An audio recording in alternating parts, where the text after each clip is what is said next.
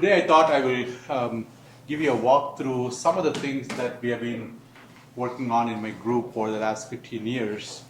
And a good part of our focus has been on thinking about the fluid particle drag. That seems like a fairly narrow focus, but I would like to explain why we are thinking about fluid particle drag, and then try to see how we are going about thinking about this problem.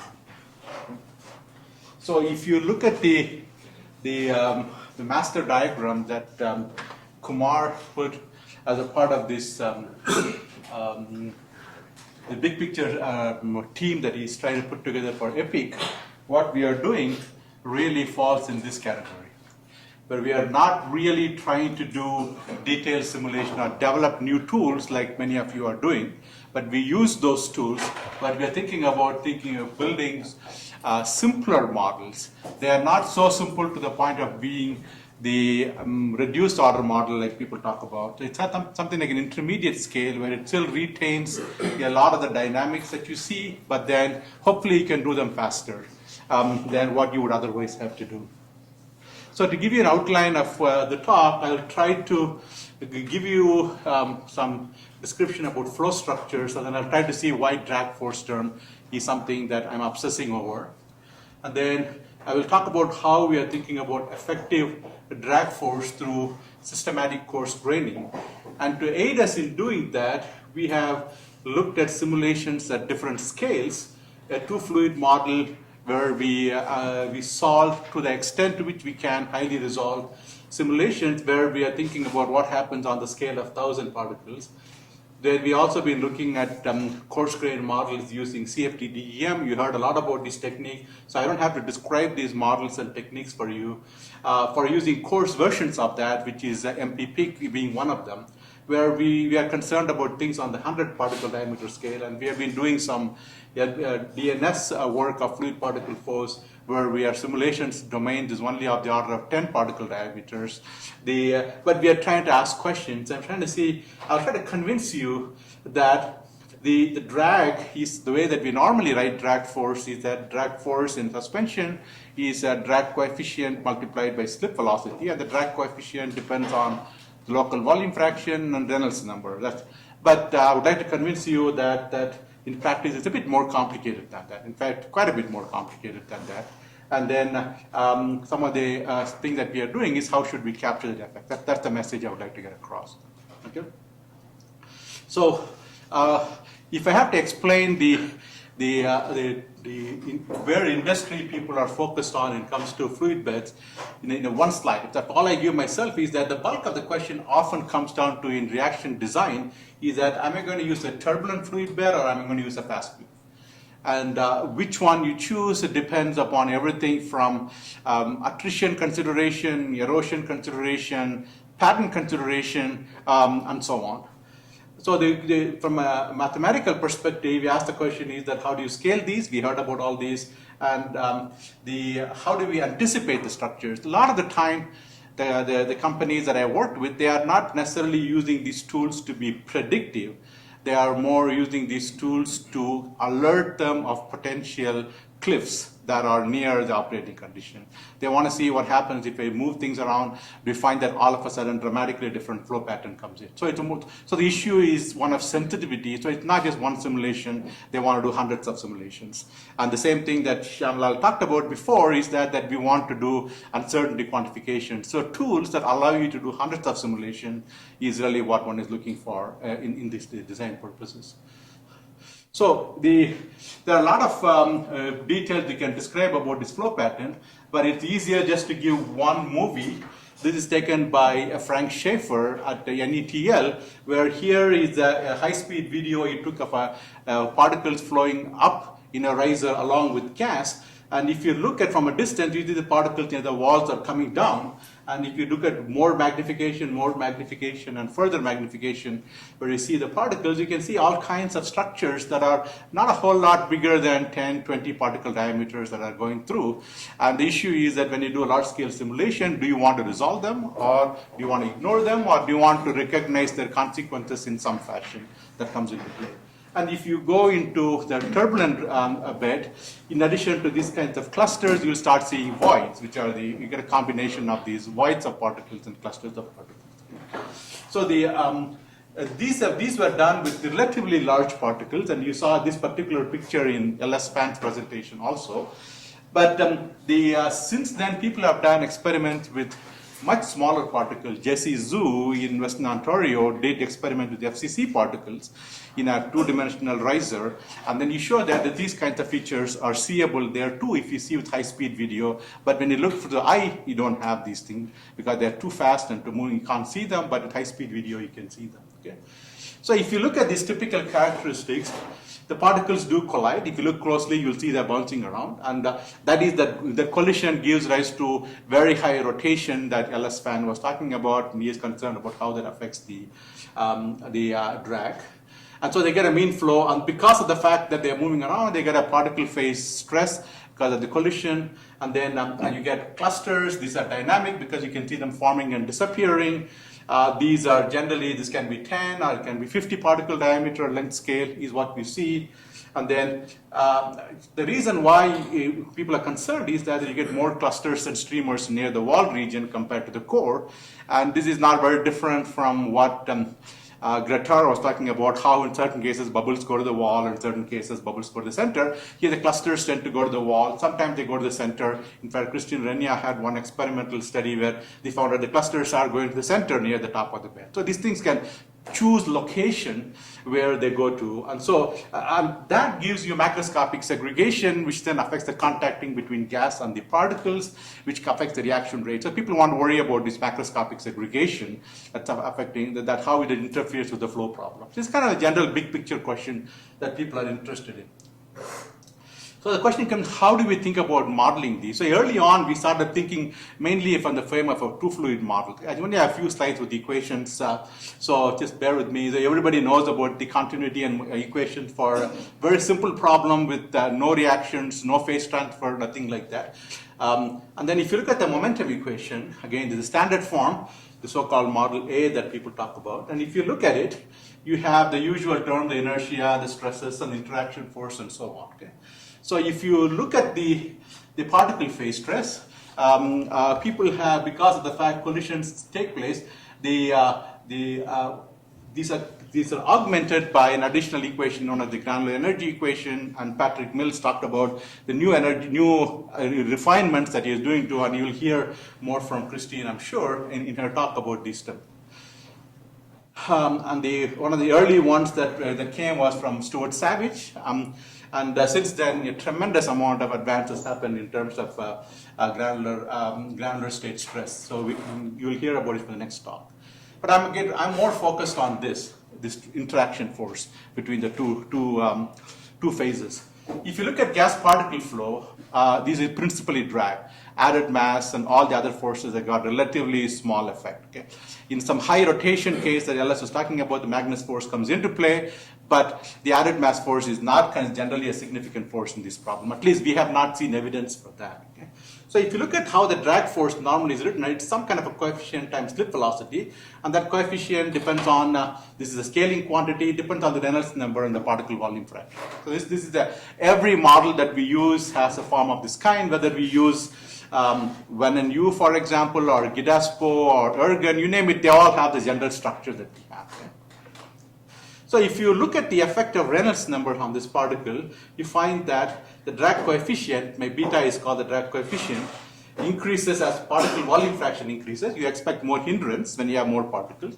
And quite importantly, it increases as the slip velocity increases, because the Reynolds number, as the Reynolds number goes up, the drag coefficient goes up. This is kind of a textbook knowledge that we all have. Kind of want to emphasize this because I'll come back and show that when you think in a coarse scale, it actually goes the opposite way. I'll try to rationalize why it goes that way. Okay, so this is the textbook that you see in any. And if you look at that equation, and then if there is a 40-year history of people looking at linear stability analysis, pretty much everybody who is a big name in the field has looked at this problem, starting from Roy Jackson, Prosperity, Batchelor, the list goes on. The list just goes on, where people have thought about, and you have a whole review article on the linear stability of finite bed and then infinite bed and so on. So the general ideas are understood that it's very easy to generate your homogeneous state from that. It's very easy because the inertia and the voidage dependence of drag coefficient cause the instability. The particle stress, the collision tries to disperse the thing, and this is very weak, and therefore you get very fine structure. These are understood. And then this is very robust. You can take any of these constitutive models that people use, you're going to get that. So predicting the existence of bubbles or clusters is quite easy. So qualitatively predicting them. People have also looked at nonlinear dynamic studies to see the evolution of these different structures through bifurcations, which is what Ben Glasser, who is now at Rutgers University, did. And there is a nice article that's forthcoming in Annual Review of Fluid Mechanics with Christian Renia. I had a chance to read a preprint of that, and so this will be coming, which summarizes all these kinds of stuff that as of today, what the best understanding that we have. So the main message is that qualitatively explaining these different structures, we have already come there. But the question is, can we do them quantitatively, and what does it take? Can you do them with what confidence can we do? That is really the principal question that we are faced with. Okay? And I told you that the particle phase stress which is stabilizing is very weak. And indeed, if you take a simple example, this is something that we did long ago when I started working with Madhav Shamlal about, this is with MFIX, he's the architect behind the MFIX. And then he implemented the facility to do periodic domains in the code, and then we did the calculation. And just to give an example, if you take a 75 micron particle, put that in a periodic box, and then fluidize it, the more grids that you put in, the finer structure that comes out. Okay, and so the part of that is it related to the ill-posedness of the problem, or is it real? It was a question when it came out, but now we know that at least partly real is what we see, because experiments are showing the existence of these kinds of clusters. Certain details are probably affected by the sharp gradients that you form, but the general structures are clear. But if you just give a pause for a moment and think, these simulations were done in a very small box, 8 centimeter, and we have 64 cubed, which means each grid is 1/8 of a centimeter. 1/8, that's a really fine grid. And even then I'm seeing between 1/4 and 1/8, I'm seeing fine structures. So trying to resolve all of them is hard. Even this, to me, is a very difficult computation in terms of computer time. But if you look at commercial devices, even pilot plant devices, you cannot put grids of that quantity. Forget about real systems. So the idea of saying that I know the equations doesn't help me when I want to do the industrial scale processes, because in all of the real large scale application, the grids are at the very least several centimeters. Okay, so what happens? Several centimeters means I'm already here. Okay, so I'm missing out all of these fine structures. I'm never going to resolve that unless I have the so-called infinite computer, right? How does it matter? So the theme of our work, many people in the audience have seen this master diagram. We are interested in large scale flow. However much we do, we're going to put some grid, there's going to be something underneath and something underneath and so on. So we set out saying that what is the general form of an equation I need to use, assuming that I trust the microscopic model I'm using. How do I just coarse grain it? This is still evolving, but as it evolves, if we have the mechanism for doing this, we can redo that mechanism and then try to update the models. But what's the mechanism? What are the issues that we learned by doing that? So we took this and then we filtered those equations with some filter size, which is not very different from what Gretar showed in his he saw the detailed equation and he filtered it. So I'm not going to go into the process of how we do this filtering. So the way we went about doing that, if you look at the filtered equation, there are new terms that come up. And so we can talk about an effective drag coefficient, which is what happens if you coarse grain the drag force and a certain fluctuating term that comes in the particle phase pressure, the fluid phase pressure gradient, and then you get an effective stress that includes the Reynolds-like stress that we have in the particle phase, and then you get an effective.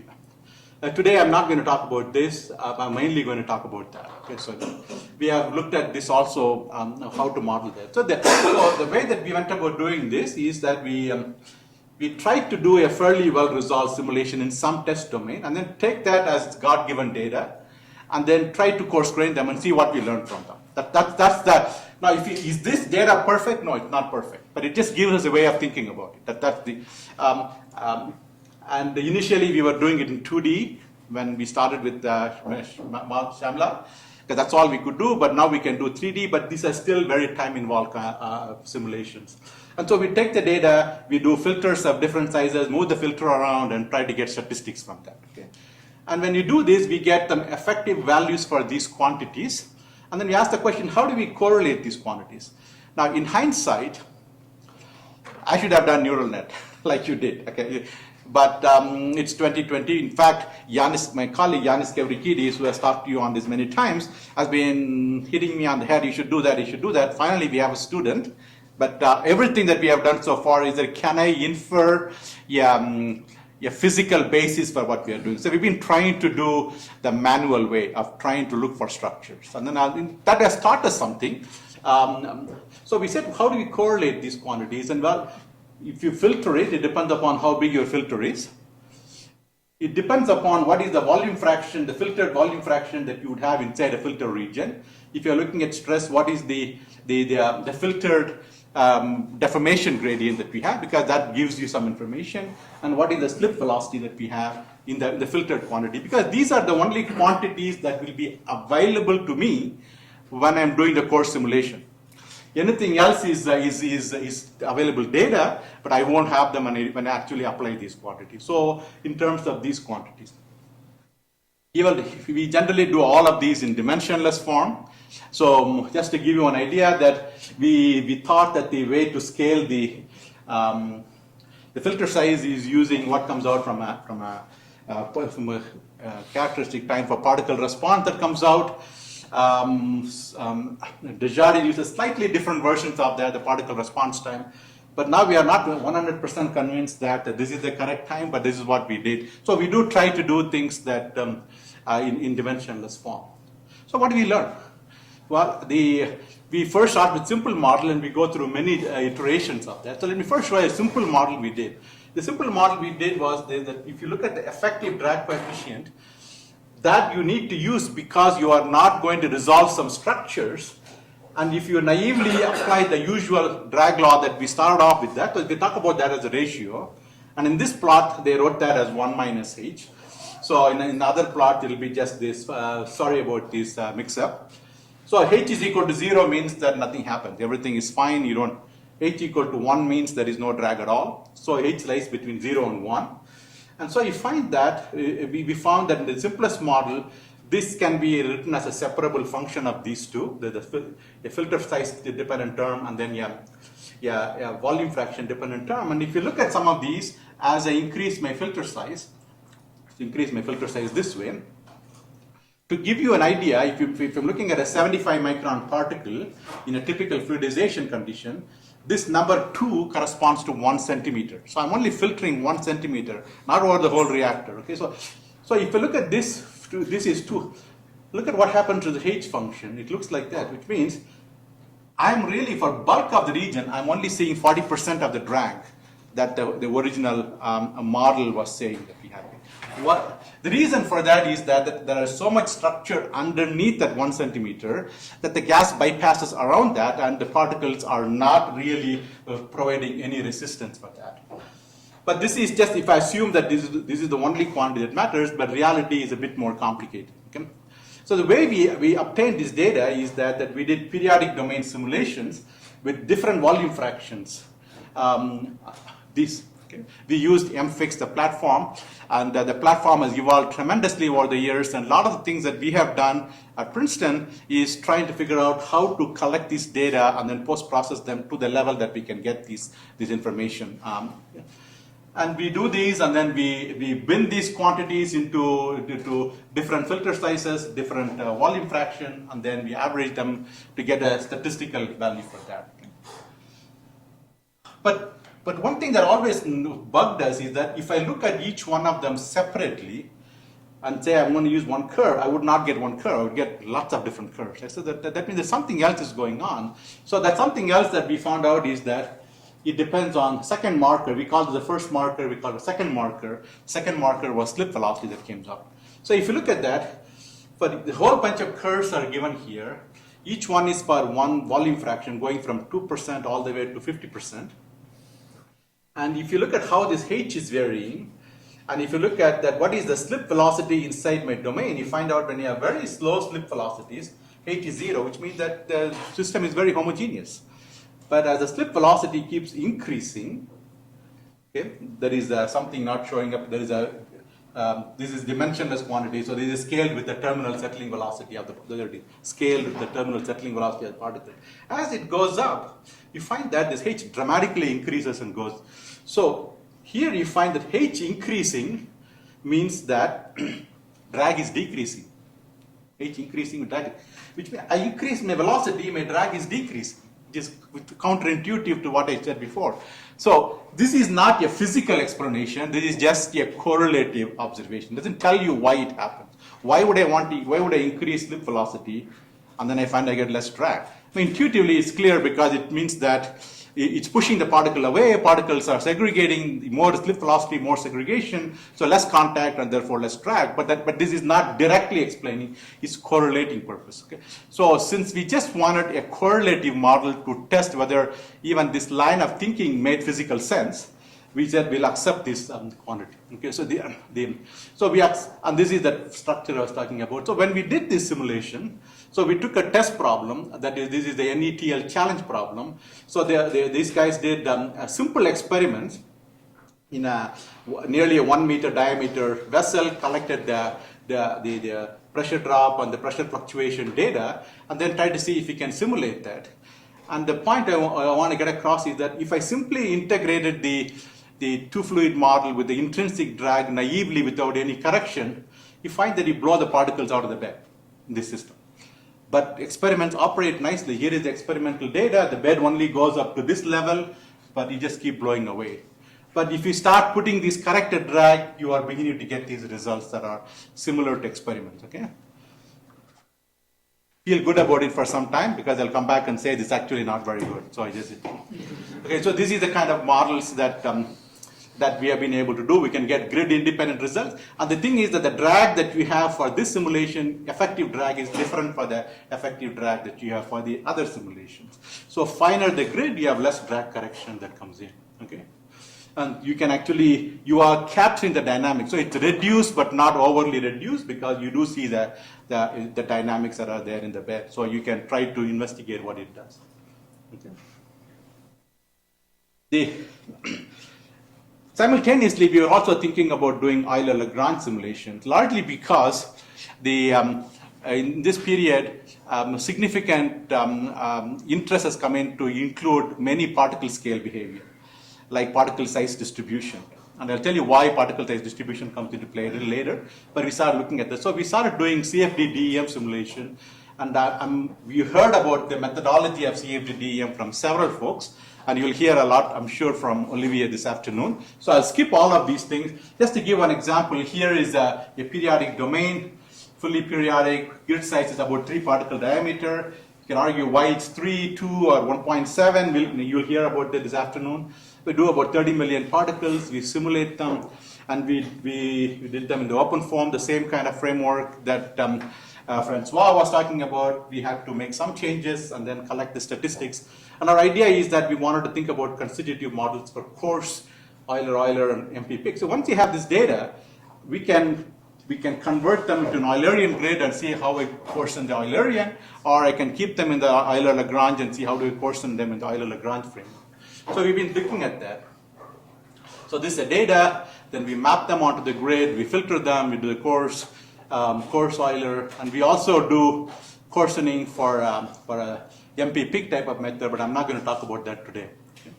So what do we get from that? Well, this is what I was talking about. So we do simulations with different particle concentrations inside the domain, and then we take that ratio. Here, 1 means no correction, 0 means no drag. You find that depending upon what was there in my domain, this is what is inside the filter, this is what is inside the domain, I get different curves. And so it shows that something else matters. That's where the clip velocity dependence comes in. So the postdoc is working with me, spent a lot of time trying to understand the microstructural behavior. And then he came back and said, you know what? It is the scalar variance of the particle volume fraction inside that filtering region that matters. And he found that when he collapsed them, it doesn't matter which simulation you did, it doesn't matter which filter size you did, they all collapse onto a nice master curve. So it says that in addition to what is the volume fraction of particles inside the filter, which is 0.1, how much inhomogeneity that was there inside that filter matters. Higher that is, lower the drag is. And then this is done for different Froude numbers, different particle size, but he found out that you can collapse all of them too by bringing in a Froude number dependence to the problem. So we got pretty excited. So we went back to our old data, with Euler data. Instead of slip velocity, could we have looked at this in terms of this microstructure? And lo and behold, we could find that all the way, I should have said that here the filter sizes are only 15, 20 particle diameters, right? It's very small. But here, if you go back, we go from 15 to 250 particle diameters, really large. Lo and behold, we can again do all of these things, we can collapse all of the data. It just shows that this dependence on the sub-filter scale inhomogeneity persists on the very large scale, it persists on the 15 dp scale. So this is pervasive all the way across this mesoscale spectrum that we are interested in. Here's another volume fraction, it has the same kind of thing. So this led us to think that how do we model that, because I don't know what this is. When I have that detailed data, I know this. So I need to, do I write an evolution equation for this, or do I come up with a simpler model for this?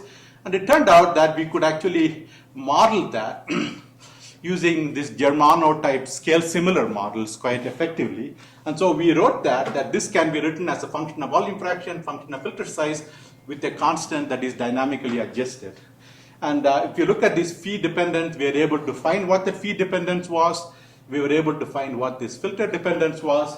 And then from that, we can dynamically calculate this quantity. So the way it would work is that if I'm doing a coarse simulation, this is a coarse simulation, I want to know what's happening in this grid.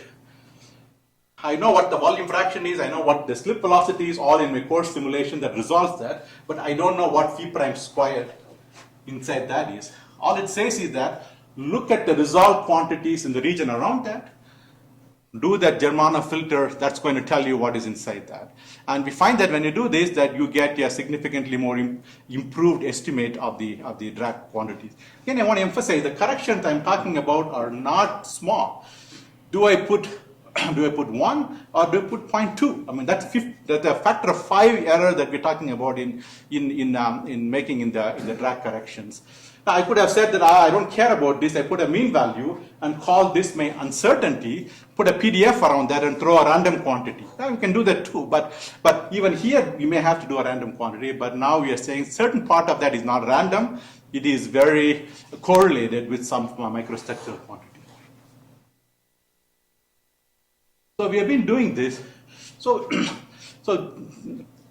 I told you that this works at large scale.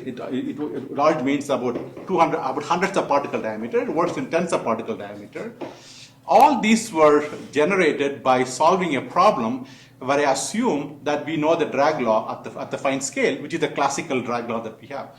The question is that why does the original drag law apply at the very small scale, or do I have to think of that even at the small scale?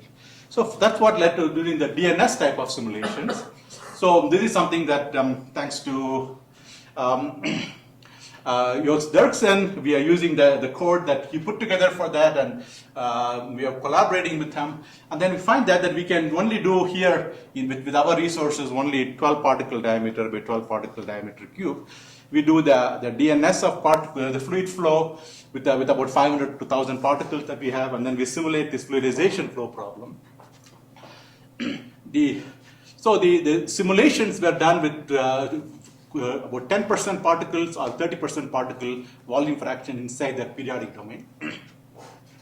These are fluidization simulations, so we apply a pressure gradient and then we do the calculation.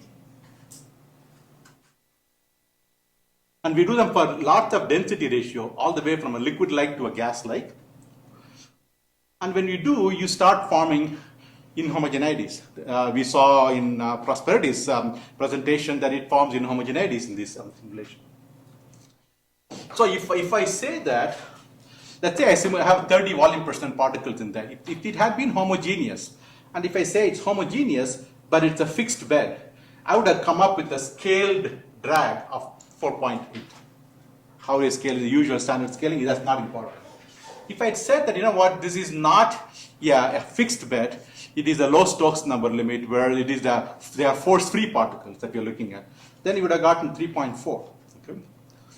But if you look at all these cases and see what am I getting in my fluidized state, I'm getting 2.6 for intermediate Stokes number, which means that what you see is outside the bounds that we have for the homogeneous bed, which means that clearly its inhomogeneity is beginning to play a role. So if you say that, okay, you run a simulation, you collect microstructure, which is going to be inhomogeneous, you freeze the particle at that inhomogeneous location, that's what we're talking about, and then try to figure out for that configuration, what is the fixed bed drag. For that configuration, what is the low Stokes number limit drag, you find out that this indeed lies between those two. And if you look at many of these data, you find out that the two extremes, the fixed bed versus the low Stokes number, all of that can be collapsed into a Stokes number dependent, which means that we often talk about drag coefficient depending on volume fraction and Reynolds number. We are saying that in fluidized suspension, it also depends on Stokes number. It is not. This also helps us explain why fixed bed drag is here, when and U drag is here, which one should I use, where it's in between. We can show that they are bridged nicely by the Stokes number that comes into play. Okay?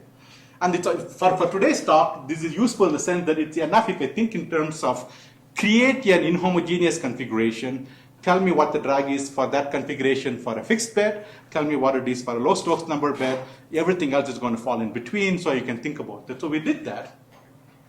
So if we create a configuration with many different fluidization simulation with different density ratios, more the density ratio, more inhomogeneous the flow structure is. More inhomogeneous the white particle distribution is. And for that inhomogeneous distribution, we then filter the data. How I filter, we do all these Gaussian filter, we do all of this kind of things. So trust me, we have spent 6 months trying to figure out all these things. We don't have a perfect answer, but we see the trends are robust. Okay? So we take the data and we try to get something that is representative of filter of 3 particle diameter. Why 3? Because that is what we used as the grid size in our CFD DEM simulation. We wanted to see whether that was justified. If you look at the low Stokes number, and if I say what happens with the different particle volume fraction, if it had been homogeneous, that F, which is the scaled drag coefficient, would look like that. But depending on which one we do, we get very different numbers. The more inhomogeneous, for that same filter size, same volume fraction, but there is some inhomogeneity on the 3 particle scale, you get very different number. And this are differing by a factor of 2, even at that small scale. Okay? So which one do I trust? Why should I use this? This is what everybody uses. Why should I use that and say that my model predicts the data? I don't know what it predicts anymore. So if you do the same thing with fixed bed, you get a different but not so bad. Okay? But here, when the lower the Stokes number, in liquid fluidized bed, you're going to see it more. This was done for a low Reynolds number flow, so I don't know what the Reynolds number effect on this problem is. But then we went back and said that, can I explain this based on inhomogeneity? And lo and behold, you can explain all of that in terms of inhomogeneity. So this is for various filter sizes, various volume fractions. These are the different volume fractions. And all these different points were taken from inhomogeneities generated over various different fluidization conditions. So you find out that again, you find this F has got a very systematic dependence on the phi prime square, which means even at the small scale, I shouldn't be using Venn and U drag or Hill-Koch-Lab drag, whatever it is, but I need to add in a term that somehow accounts for inhomogeneities on a small scale.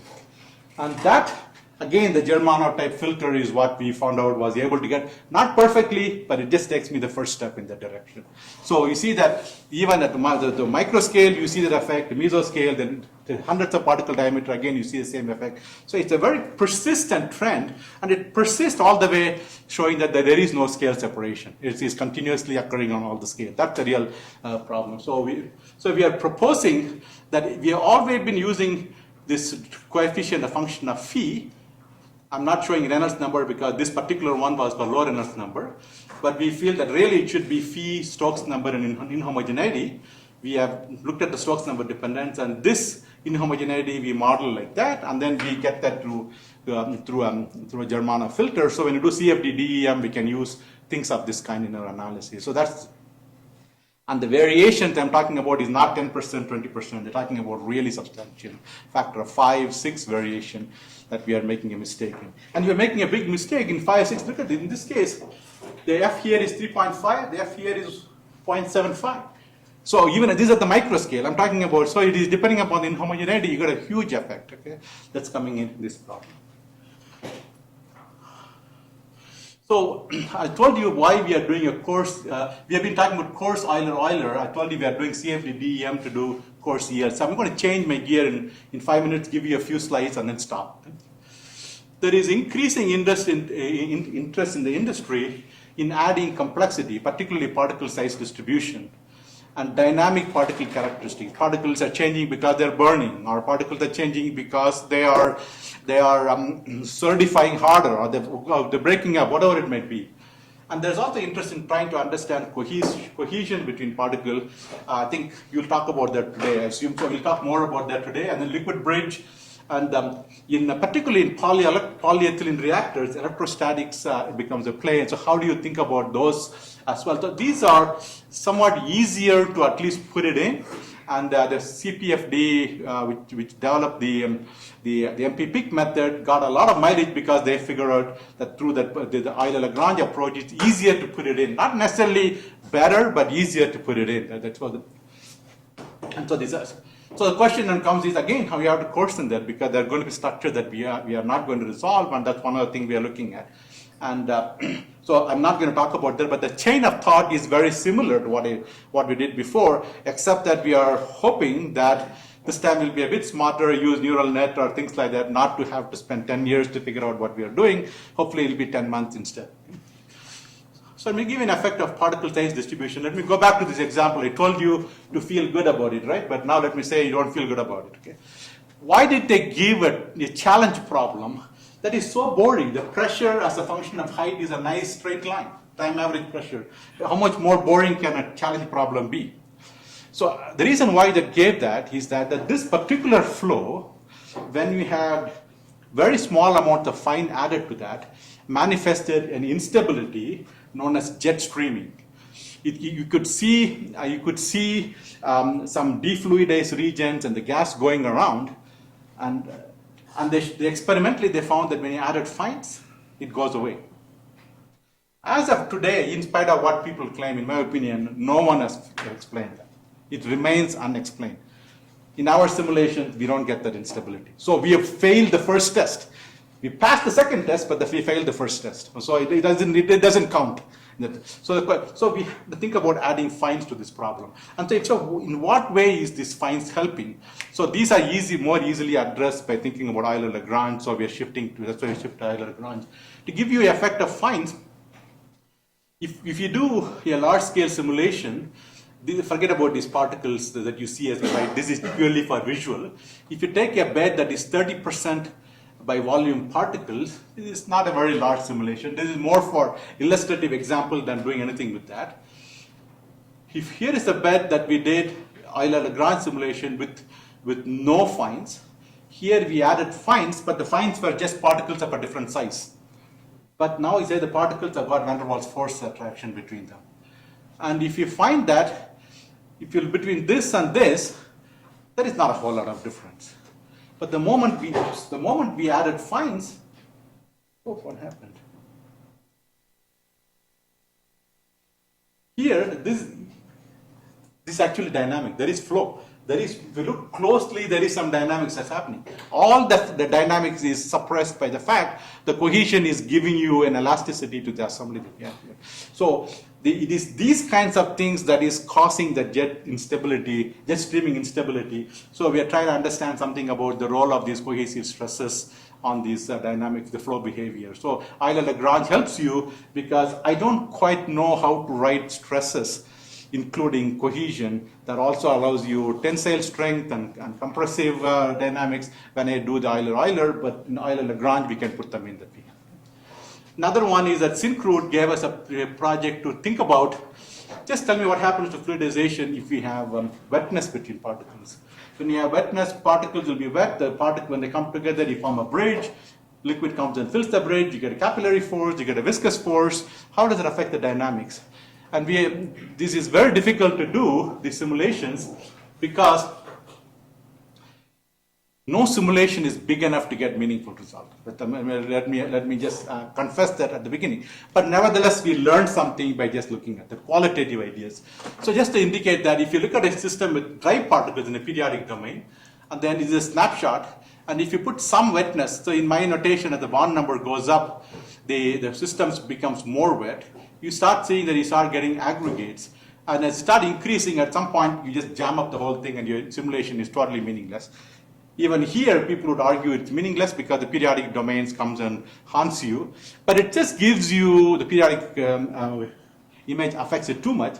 But nevertheless, it gives us some feel because we have to start somewhere. That's how we are looking at this. And if you look at this, so the these are all agglomerates that we are forming in this flow, and then they are moving. Just to give you an idea, this is the kind of fluidization. You can see agglomerates moving around. So you're trying to learn something about how do you develop effective models, even crude, but at least start with what is the aggregate statistics, what are the times involved, and so on. Can we learn something about that? So the CFD-DEM allows us to at least probe. Experiments are very difficult to do and probe these things. So the exercise, what matters. So we can throw in an agglomerate and see how easily it ruptures, what causes it rupture. So this is useful. And the most recent one is the tribocharging. Even though people don't talk about it, tribocharging is the number one concern in polyethylene reactors because it causes sheeting and it causes fire hazards. And tribocharging, it gives you dust explosions and all the other problems they talk about. So how do we bring it in? How do you do the particle scale charging models? And then there are people who are working on those types of models. For example, Henrik Jaeger is doing experiments trying to look at particle wall collision and see how they are charging. And then Troy Schindrat is doing so. So at microscopic models for charging people are working on. But what we are doing is taking those models and put it in a system and see what effect it has. What is the collective effect that comes in when you have thousands of particles? So when you have no charge, if you put a narrow fluid bed, and then if you do it, you get a slugging flow. That any CFD-DEM simulation, you can check that. But now if I superimpose tribocharging, and then say walls are grounded, and the particles have different work function than the wall, they pick up charges, and depending upon the work function difference, the flow can change from here to here. You see that your slugs are gone, you get a radial segregation of particles, you get more particles near the wall, particles go stick, and so what happens? So these are things that you can learn by doing CFD-DEM type simulation, and then we are thinking about how do I coarsen these so I can actually apply them to real industrial scale reactors. So this is literally hot off the press. We are just working on these kinds of problems. So the polyethylene reactors, we're working on kinetics of tribocharging, and with Troy Schindrat, we're looking at polarization, charging due to polarization, because he's interested in why sandstorms give lightning. Because they're seemingly identical particle where they're picking up charges from, so that comes from polarization, is what he and Hans Hermann think, and so we're talking to those people about charging behavior. So to wrap up, this is my last slide, is why do this work? Okay, all this work is because we do DNS, CFD-DEM, we have to learn more about particle scale effects, that's what we told you here. We are doing coarse simulation to enable essential to add reactions, uncertainty quantification, because we want to do hundreds of simulation. In reactions, they talk about you can vary your feed composition, you can vary your temperature. We want to be able to do that. So the issue is not doing one simulation, but hundreds of simulation. And you need a coarser model. But like Srikanth said, when you try to go to two reduced order model, it's not working out. So maybe this is an intermediate model. It's not like that. And we need to do these coarse drag. We also have to coarsen these. We have been working on this as well, but I'm not going to get into those details about how do you coarsen that. Just the idea is a similar one. But now that we have some feeling for this, we can begin to look at that. So let me summarize by thanking the people. So Rubinstein is a fifth-year graduate student. He has been valiantly trying to figure out, he's the one who came up with this these inhomogeneity-based model, Stokes number dependence, and Dirksen has been helping, and Jialong Yin from Colorado School of Mines spent a sabbatical, he's been working with me. And lots of people have been working on wet systems, electrostatics, the general modeling framework, coarse graining, this. And this is where we started. In the early days, we worked with Shyamlal, Srikanth, and a number of others, but more recently, we have been working with some people from Brazil, Surkar, and then Schneiderbauer, who is in Austria. And lots of cross-fertilization of ideas goes between all of us. And Exxon, Syncrude, all these guys have made it possible for us to do. Thank you. So that's my last slide. I'll stop here. Perfect time. So I will. Thank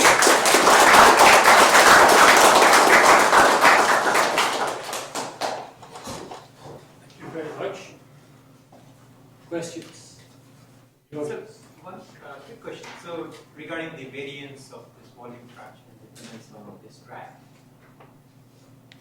in some aspects, in addition to what happens in single phase turbulence, like using Germano, it could be also related to slip velocity, because the way I see it is if you increase the slip velocity, there is a higher chance for heterogeneity. Exactly. And so your original correlation might not be, it might be actually intuitive too, that higher slip velocity leads to more heterogeneity. So maybe in addition to single phase turbulence Germano kind, maybe you can also relate it to some slip velocity. Possible.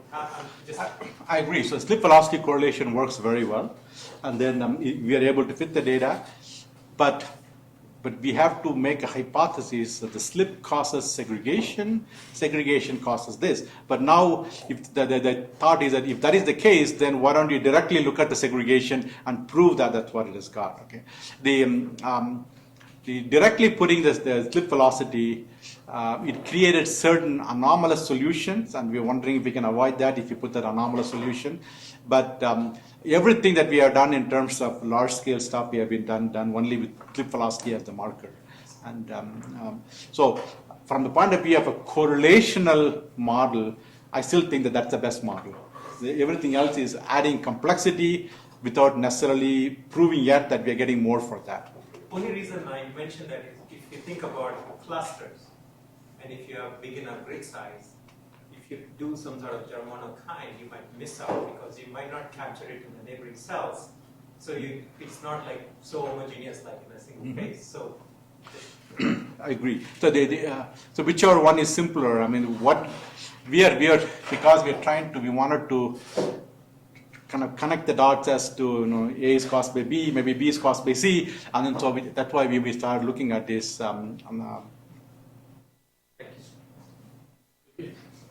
Yeah.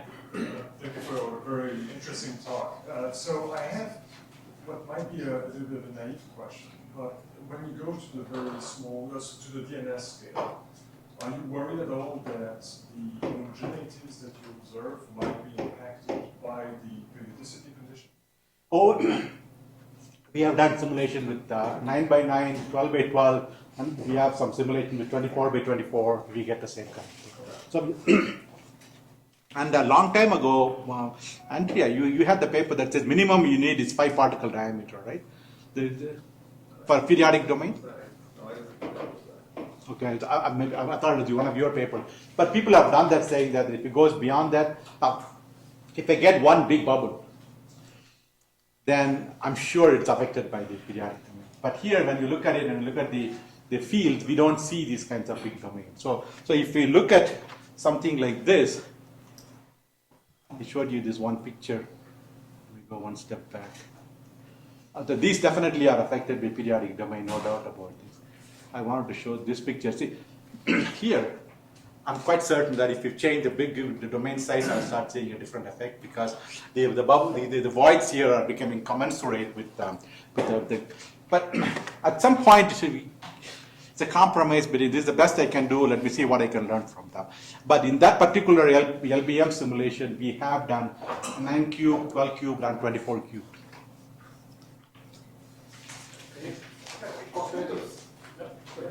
kind of surprising that after all the drag is a directional, and you show that you can correlate it with a non-directional quantity like phi prime squared. If you have a chain of particles this way or that way, the phi prime square would be exactly the same, but the drag would not be. So there must be something underlying the success of this technique. Absolutely correct. One thing I didn't show today is that we have agonized about precisely that point. And so if Simonin many years ago said that what matters is the so-called drift velocity. That is, what is the fluid velocity seen by the particle, and the drift velocity correction is what we need. And if you think of that in terms of drift velocity, now we have a direction that comes into play. So your sub-filter scale variable is not the scalar variance of this, but it is the drift velocity, so that you can talk about the direction. Then you can talk about how is the drag force related to the orientation of the slip velocity correction also.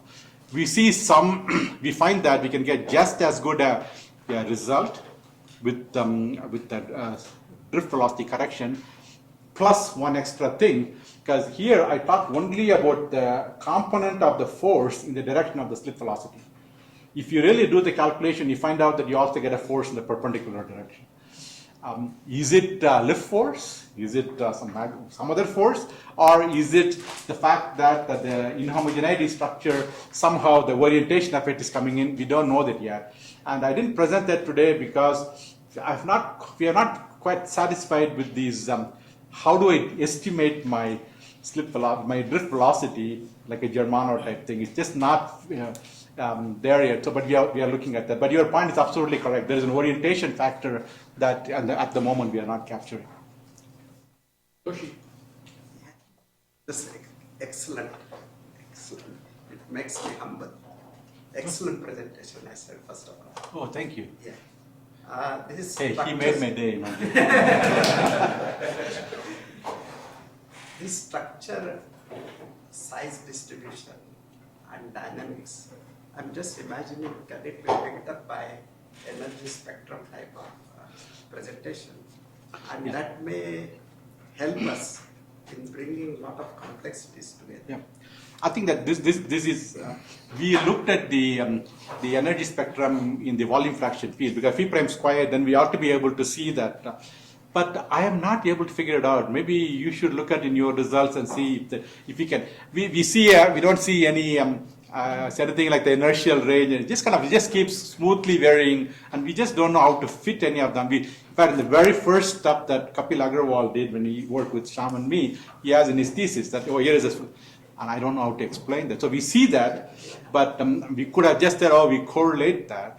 But I don't quite know what else to do with the power spectrum. I think that's what you are looking at. But so we computed many of them, but I am clueless what to do with that. Slope, no? The slope is changing continuously. Yeah, I don't know. That's the problem. Yeah, we can see put some insight.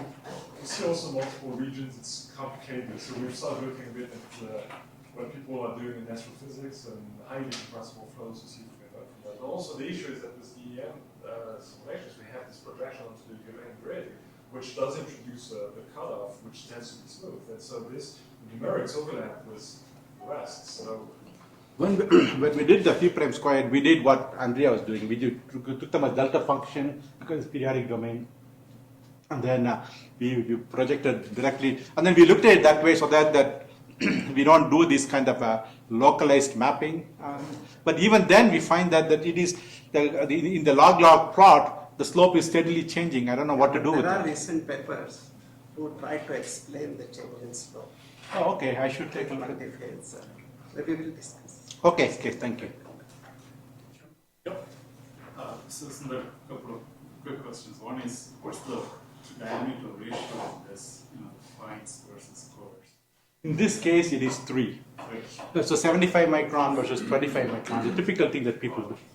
The second question is, if you do this very, LBM 10 particle diameter type simulations, and you come up with new drag corrections, say using neural net, do you see that being able to be used in a T simulation, or Well, it's a question that we are wondering about is that suppose we do that, could we use them in CFD DEM simulation or even in Euler simulation? Because we can calculate, will that make a difference? But that's a natural question. So it's all nice, but at the end, does it make a difference? I don't know the answer to the question. At one point, if you can take 1 second, is that 5 seconds. We also, how do we determine stress in granular assembly? We imagine a homogeneous assembly, we subject it to a shear, and then your radial distribution function develops an anisotropy, and then we calculate the anisotropy to calculate the stresses. That's what the kinetic theory does. Well, if I'm going to create an anisotropy in the microscopic orientation, what does it do to the drag? Because it turns out that you get an anisotropic drag coefficient too. We computed that. We changed 10%. I was very excited. This is bigger than the drag, but when we put it in, the bed breathed a little, and then it didn't do anything. So certain things, so I'm showing something, it's a question mark. I don't have the answer. Maybe when I put that into some of the larger simulation, it might be that, you wasted 15 years. Very interesting talk, but I think I might be lost in some semantics here. When you use something called like Germano scale similar hypothesis, and also use terms in homogeneity. So how does this thing reconcile that from simulation to another point? You're saying it's inhomogeneous. What we are saying is that we say that the phi prime squared has a scale similar behavior. So once you do that, then you can figure out that from the known measurements in the surrounding scale, how can you infer? It's just a few lines of mathematics. I'll show it to you separately. Yep. In your DNS simulation, you studied the drag relation to the surface level. Are particles allowed to move?